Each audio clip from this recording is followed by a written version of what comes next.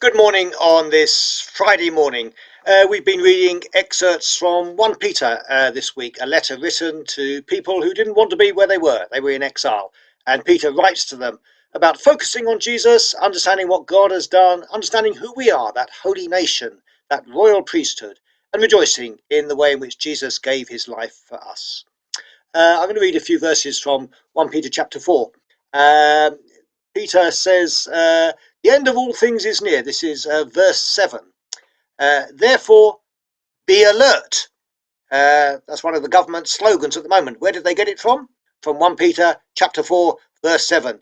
Some people are wondering quite what be alert means in our context. But Peter says, be alert and of sober mind so that you may pray. Wouldn't it be great if the government had said, be alert and of sober mind so that you may pray?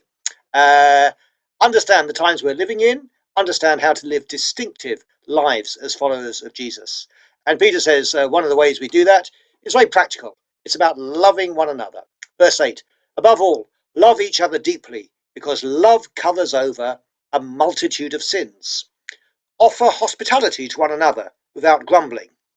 Well, that's difficult to do at the moment, to offer hospitality, but there's other ways in which we can serve our neighbours. We can be looking out for those in need and to do whatever we can. Verse 10, each of you should use whatever gift you have received to serve others as faithful stewards of God's grace in its various forms. Look at your opportunities. What opportunities do you have simply to encourage somebody by a practical gift, by a phone call, by an act of kindness? And the chapter ends with a sense of continuing to be alert. Don't be surprised, Peter says, that sometimes we will go through suffering, but keep your eyes on what God has called us to and understand what God is saying to us in the midst of suffering.